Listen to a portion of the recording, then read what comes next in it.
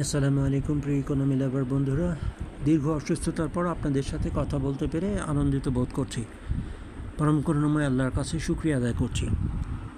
আজকের অর্থনীতি নিয়ে একটু কথা বলতে চাই আপনাদের সাথে। আজকে কালবেলা পত্রিকার খবর অনুযায়ী বেশিরভাগ সবজি ৮০ টাকার উপরে, এবং কালবেলার কাছে শুকরিয়া আদায় করছি। কালবেলা বলছে যে নগদের জন্য বিনিয়োগকারী খুঁজছে বাংলাদেশ ব্যাংক। দেখুন, আমরা মাসুস ডিফেন্স ব্লক থেকে প্রতিদিন প্রতি ওয়াক্ত নামাজের পরে আল্লাহর কাছে প্রার্থনা করি যেন আল্লাহ তাআলা বাংলাদেশকে সমস্ত বালা মুসিবত, বন্যা, ঘূর্ণিঝড় থেকে রক্ষা করেন। দেশের লক্ষ লক্ষ মানুষ আল্লাহর কাছে সেই দোয়া করতেছে, দেশের আলেমরাও সেই দোয়া করতেছে।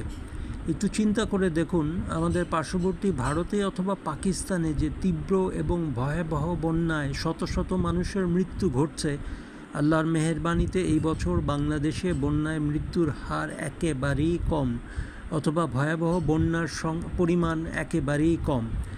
তারপরেও যখন আমরা পত্রিকান্তরে পড়ি যে বেশিরভাগ সবজি ৮০ টাকার উপরে, আর বন্যা অথবা বৃষ্টিপাতকেই এর জন্য দায়ী করছেন মধ্যস্বত্বভোগীরা অথবা ফড়িয়া যাদেরকে বলি, তখন আসলে দুঃখিত হওয়া ছাড়া কিছু করার থাকে না। আমার মনে হয় বাংলাদেশে যথেষ্ট পরিমাণে সবজি উৎপাদিত হয়, তা না হলে আমরা সবজি রপ্তানি করতেও পারতাম না।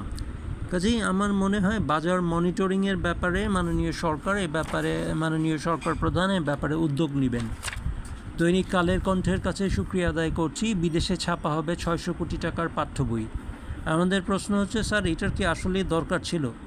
বাংলাদেশে যথেষ্ট পরিমাণে ডিজিটাল প্রিন্টিং প্রেস রয়ে গেছে, যথেষ্ট পরিমাণে কর্মচারী, মুদ্রণ শিল্পী রয়ে গেছে যারা এই কাজটুকু বাংলাদেশেই করতে সক্ষম। কেন ৬০০ কোটি টাকা বিদেশে ঠেলে দেওয়া হচ্ছে মাসুস ইকোনমি ব্লক থেকে, আসলে আমরা বুঝতে পারতেছি না।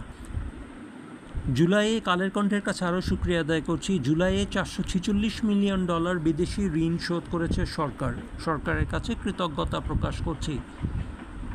আরেকটি ছোট কিন্তু দুর্ভাগ্যের সংবাদ কালের কণ্ঠে প্রকাশিত হয়েছে, সেটি হচ্ছে প্রবৃদ্ধি নেমে গেছে ৩.৯%, আর বিনিয়োগে বড় ধাক্কা। মাননীয় অর্থ উপদেষ্টা, বাংলাদেশ ব্যাংকের গভর্নর, বাণিজ্য উপদেষ্টা সকলের কাছেই আমাদের বিনীত অনুরোধ থাকবে, স্যার আমাদের অর্থনীতি কিন্তু আসলে দুর্বল হচ্ছে। আমরা হয়তো বাইরের কিছু ঋণ পরিশোধ করতে পারতেছি, অথবা আল্লাহর মেহেরবানি খেটে খাওয়া মানুষের উসিলায় বিদেশ থেকে রেমিটেন্স অনেক বেশি আসতেছে, কিন্তু স্যার আমরা যেই জিনিসটা বুঝতে ভুল করতেছি সেটা হচ্ছে সরাসরি আমাদের বিনিয়োগ দরকার। আশা রাখি মাননীয় সরকার এ ব্যাপারে উদ্যোগ নেবেন। সালাম সবাইকে, আসসালামু আলাইকুম রহমতুল্লাহ।